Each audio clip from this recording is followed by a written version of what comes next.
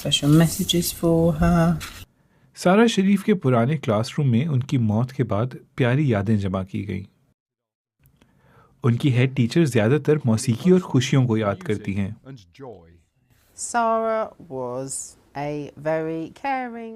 سارہ ایک بہت خیال رکھنے والی، بہت پر اعتماد چھوٹی بچی تھی جو ہمیشہ مسکراتی رہتی تھی اور بہت خوش مزاج تھی، اور ہمیں یاد ہے کہ وہ باتونی تھی جو ہمیشہ باتیں کرتی رہتی تھی۔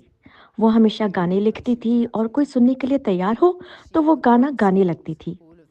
مجھے یاد ہے کہ میں نے ایک بار اس سے کہا، سارہ تم بڑی ہو کر کیا بننا چاہتی ہو؟ اور اس نے کہا میں گانا چاہتی ہوں۔ اس نے کہا میں ایکس فیکٹر پہ جانا چاہتی ہوں اور میں جیتنا چاہتی ہوں۔ I want to sing. Should I want to be on X Factor? Shouldn't I want to win it?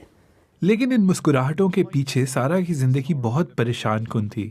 خاندان میں شدید گھریلو تشدد کی شکایات، جس کا مطلب ہے سارہ کے دنیا میں آنے سے پہلے ہی معاملات سوشل کیئر تک پہنچ چکے تھے۔ سارہ اپنی زندگی کے پہلے 3 سالوں میں 2 بار فاسٹر کیئر میں تھیں۔ والدین میں علیحدگی کے بعد وہ 6 سال کی عمر تک پولش ماں اولگا شریف کے ساتھ رہیں، لیکن ماں کی طرف سے تشدد کے الزامات کے بعد سارہ 2019 میں اپنے والد اور ان کے نئے خاندان کے ساتھ رہنے لگی۔ اس تمام مرحلے میں سرے کاؤنٹی کونسل کی سوشل سروسز شامل تھیں، لیکن ننھی سارہ کے والد کا گھر بھی خوفناک جھگڑوں اور مار پیٹ سے بھرا ہوا تھا۔ ان کی سوتیلی ماں بینش بطول نے ایک بار اپنی بہن کو میسج کیا، عرفان نے سارہ کو بری طرح مارا اور میرا دماغ بکھر گیا ہے، اس کا جسم مکمل طور پر نیلوں سے ڈھکا ہوا ہے۔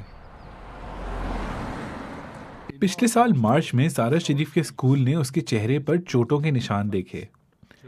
چلڈرن سروسز نے مداخلت کی، لیکن کچھ دن کی تحقیق کے بعد کہہ دیا کہ اسکول مزید کوئی قدم نہ اٹھائے، بس نگرانی جاری رکھے۔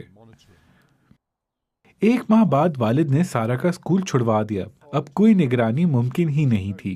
جولائی تک اپنے گھر میں پڑوسیوں کی نظروں سے اوجھل سارہ کی مار پیٹ بڑھ گئی۔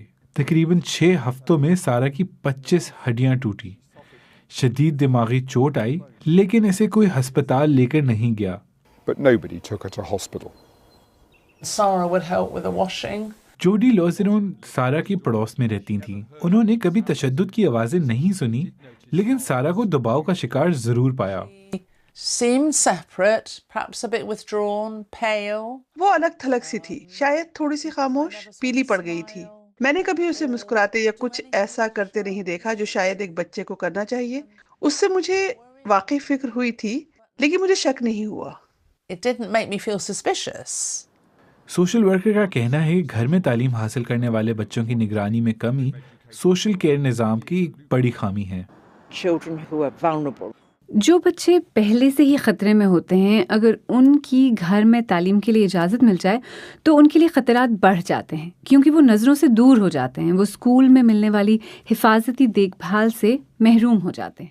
8 اگست کو سارہ کا نازک جسم مزید برداشت نہ کر سکا اور وہ گھر میں ہی زندگی کی بازی ہار گئی۔ She was such a cheerful little soul. وہ اتنی خوش مزاج چھوٹی سی بچی تھی، اور میرا خیال ہے یہی چیز واقعی دل دہلا دینے والی ہے، کیونکہ وہ بہت خاص بچی تھی۔ یہ بیان کرنا مشکل ہے، واقعی میرے خیال میں نے کبھی اتنا دکھ محسوس نہیں کیا۔ I don't think I've ever felt such sadness.